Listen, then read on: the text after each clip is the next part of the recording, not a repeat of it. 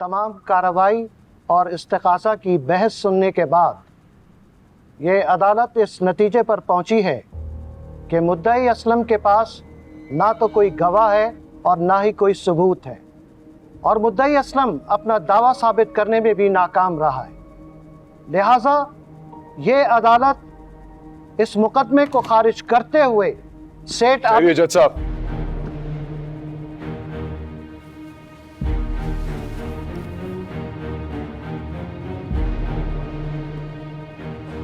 इस मुकदमे का अभी एक गवाह बाकी है। घर से कैसे निकले? जाने से फौरन? क्या कुछ नहीं जानता जज, मैं सिर्फ इस अदालत में इंसाफ देखना चाहता हूं। कौन गवाह? क्या बयान देना है? आपको जो भी बयान देना है कटेड़े में आकर हलफ लेने के बाद अपना बयान दीजिए।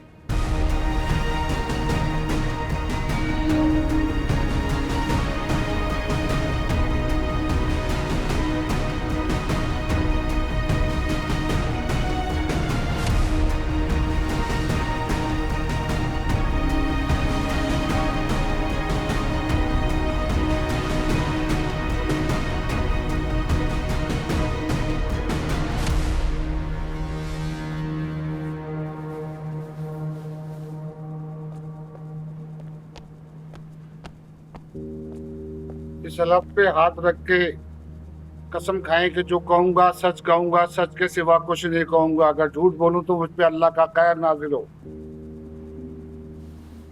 मैं खुदा को हाजिर और नाजिर जानकर हल्फ लेता हूं कि जो कहूंगा सच कहूंगा, और अगर सच के अलावा कुछ कहूं तो मुझ पर खुदा का कहर और गज़ब नाजिल हो।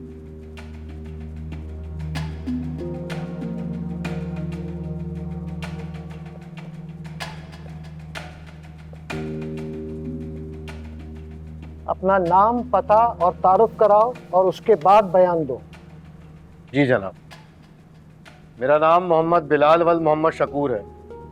सकना अली सहारान, मकान नंबर 47, शहर सखर है। मैं पहले उसी मोहल्ले में रहा करता था जहाँ पर चचा असलम का घर था, जहाँ पर उस रात वो जुए की बाजी खेली गई। ऑब्जेक्शन माय लॉर्ड, पता नहीं किसको गवाह बनाकर उठा लाए। सच तो यह कि पिछले पूरे हफ्ते से असलम और उसका साथी सांवल अपने पुराने शहर, अपने पुराने मोहल्ले में दर बदर की ठोकरें खाते रहे हैं और लोगों के दरवाजे पे जा जाकर गवाही की भीख मांगते रहे, मगर असलम जैसे पुराने जुआरी और जुराइम पेशा शख्स के हक में वहां से कोई भी गवाही देने के लिए तैयार नहीं हुआ। लिहाजा अब इन्होंने कोई ये नया ड्रामा रचाया है, ये जाली गवाह लाकर। जनाब आली, ये गवाह मुद्दई लेके नहीं आया, ये मूसा के बेटे ने पेश किया, और मेरी अदालत से दरखास्त है कि इस गवाह को सुना जाए। Objection overruled. आप अपना बयान जारी रखिए। जी,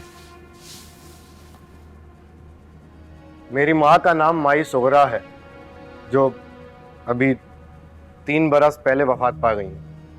जिस रोज उस बच्ची की विलादत हुई, मैं अपनी वालिदा के साथ चचा असलम के घर पर ही मौजूद था।